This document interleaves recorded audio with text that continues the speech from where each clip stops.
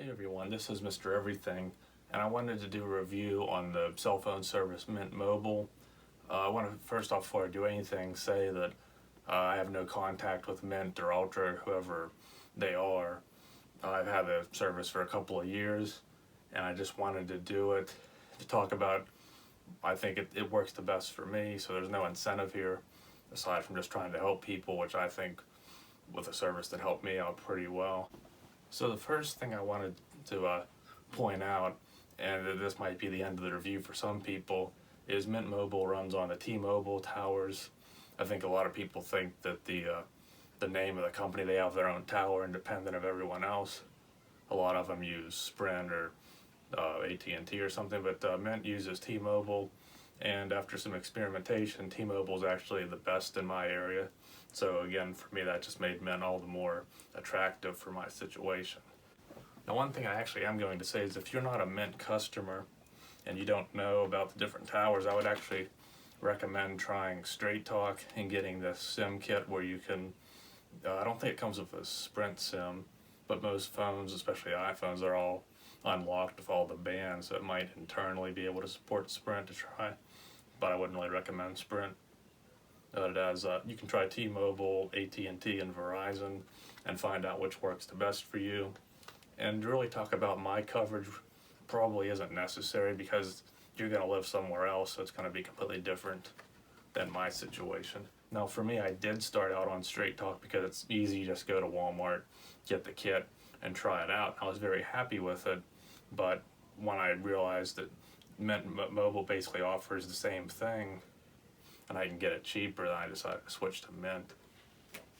So I've been using Mint for over 2 years. I think I've let my plan expire because I had a 3-month, and then last year I bought it again and got a whole year, and I just renewed again, and I've had no issues. So what you do, you just order it, and I think this is the newer packaging. I think the one they sent in 2017 was smaller, not that it matters, and the newer one comes with this refer a friend kit, which I don't bother with because trying to talk to someone about SIM cards and data plans, they have no clue what you're talking about. They're just like, I like paying $100, $200 a month for my postpaid, man, I don't get it. So let them get screwed. But you get this, they send it to you, the SIM's free, you just pay for the service, and I think there's an activation fee, but it's affordable. I even think it's affordable, so I think for just about anyone, you won't mind any of the charges or anything. I'll go ahead and include a shot of the different plans you can get on the website with the different data allotments and then the length of the plans. Again, if you're new, probably should start out with the 3-month, but I've been getting the 12-month because I know what plan I like in the service. Okay, so here's the breakdown of the different plans you can get. Now this is on my sign-in thing. It's a little different on just the regular home page, but I like this square layout here, this little table. It's much easier to see. So you can see you have 3 gig, 8 gig, 12 gig.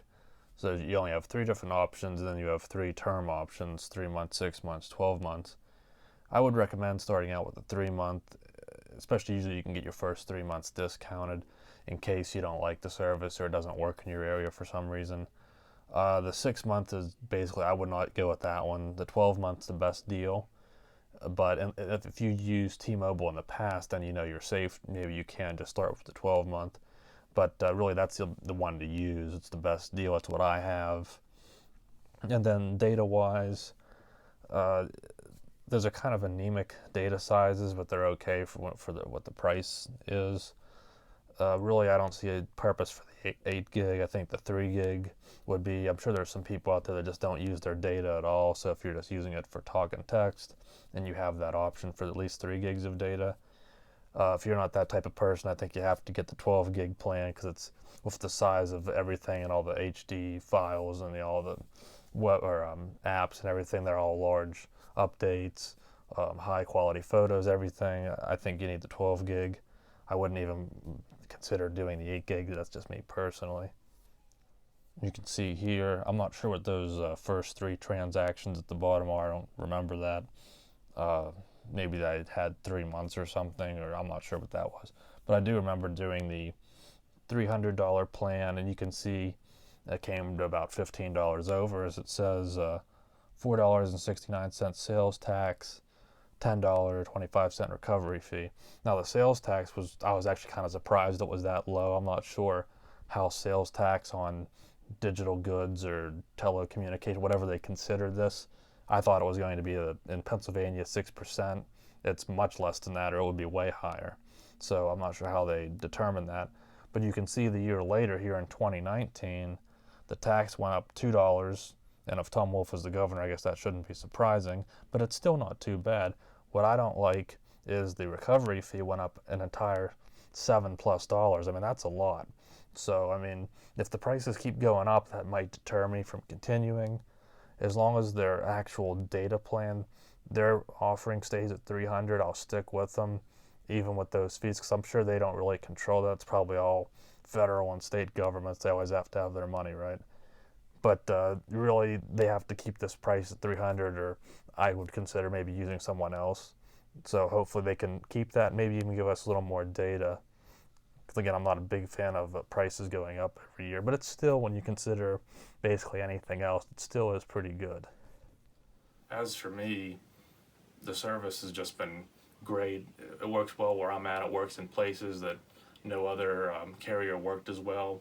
I think AT&T gave me the fastest speeds, but they had like horrible 200 millisecond latency. They didn't work in other places. T-Mobile works perfect at my house, works at relatives' houses. Now there are a few places I go to where it doesn't pick up, whereas most carriers don't pick up either, more rural areas. But for me, it's basically the same coverage with a little bit better in certain areas, very fast, and it's cheaper. So to me, that's why I like T-Mobile and Mint Sim again, or Mint Mobile. They used to be called Mint Sim, so they're called Mint Mobile now. So if I confuse it, that's what I was used to them being called, but the same company. One of the main things I like about Mint Mobile is the Hotspot. That's probably the most used feature. You get unlimited talk and text. I use the text, but I mean the talk I might maybe like receive one call a month. I don't talk on my phone. It's kind of funny, but it's for me it's pretty much just the data. And I really like using the personal hotspot because I have slow internet at home, so it's nice to have that if I need to get something downloaded quick or uploaded quick, or if very rarely my internet's down, but I can continue with either the phone or the hotspot and transfer that to any device I'm using, which I really like. And with Straight Talk, sometimes they disable your hotspot ability. I did notice when you use the T-Mobile SIM on Straight Talk, you could still get around it. It wouldn't like bring up the error. But with Mint, I think it actually says on their website that you're allowed to use the hotspot, which is nice. Now, one of my few complaints, and it's kind of not that big of a deal, is I find that the plans are a little small. You can see here, this was again last year with a 10, you probably can't see it, but it's a 10 gigabyte plan. I think it was like 2, 5, and 10. And much like Straight Talk, who just really gives you a lot of data, Mint went ahead and updated to 3, 8, and 12. So now my 10 gigabyte plan got upgraded to 12, which is nice, no additional charge. But the problem is that I think they even said why pay for more data if you're not going to use it. And they said, like some study said, most people don't use their data, which is true. But in my scenario, the main reason I don't use all my data is because I'm worried about going over. If I knew I had 50 gigs, I would probably leave my phone on LTE instead of cellular or Wi-Fi, get faster speeds and for downloads and stuff like that. So I kind of have to go out of my way because you don't want to use half your plan in the first week of your month, because then you really have to be careful. So I try to not use it. So I think it's a psychological thing. So maybe that's why, but I don't really like that idea of marketing. And especially with 5G coming out, I mean, all these carriers are bragging about almost like gigabit speeds, 4K streaming, all these huge file sizes. So not picking on Mint, I mean, all the carriers, they're really just gouging you.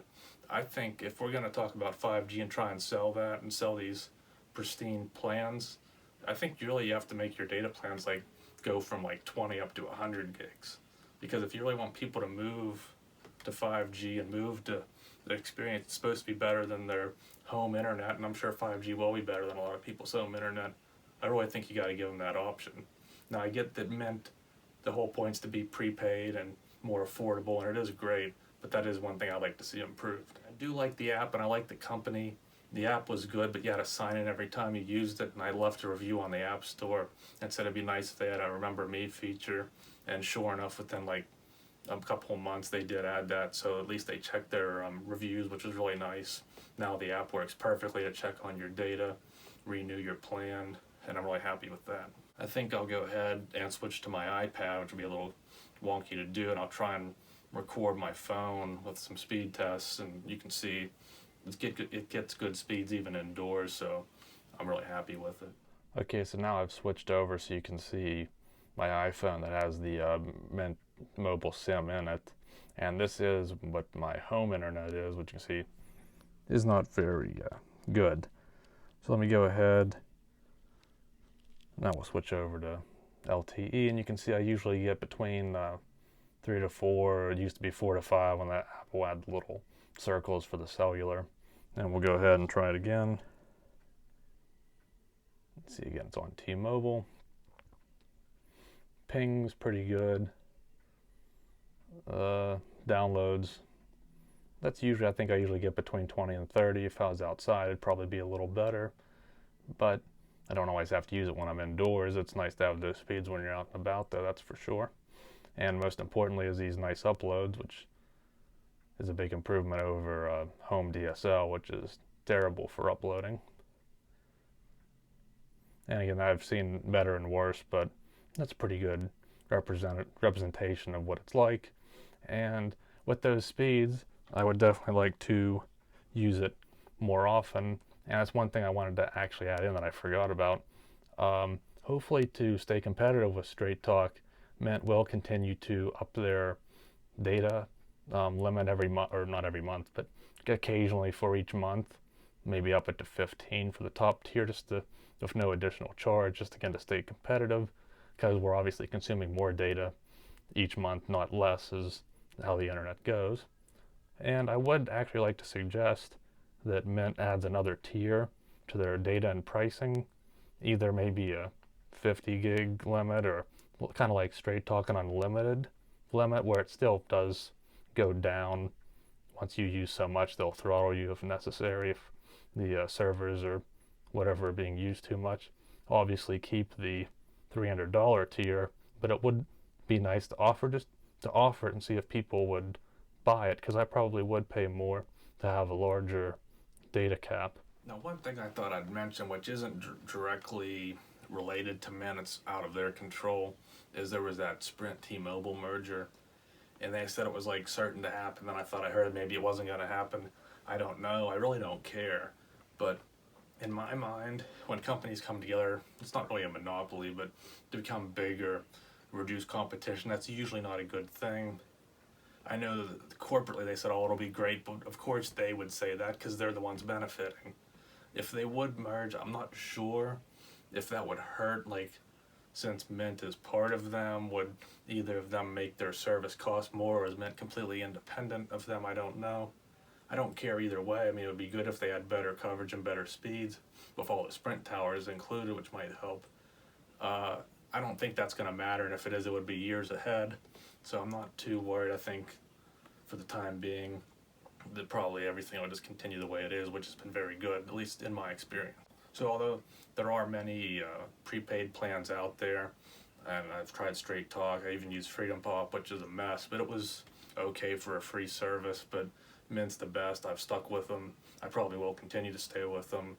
Good, reliable, affordable, nice experience. Still a small company, so they're getting bigger. I can just tell from the followers and the deals and things. And the commercials they have now, so they're definitely getting bigger. And hopefully, once they do get larger, they will stay humble, at least in terms of their pricing. So again, as long as you can use T-Mobile where you're at, I think Mint's the best. I would go with them, and hopefully this helps you out. If you have any questions, I can do my best, but I'd at least check them out. And if you can use T-Mobile, they're probably the best option. I'm really happy with it. So thanks for watching, and you'll see me in the next one. Have a good one.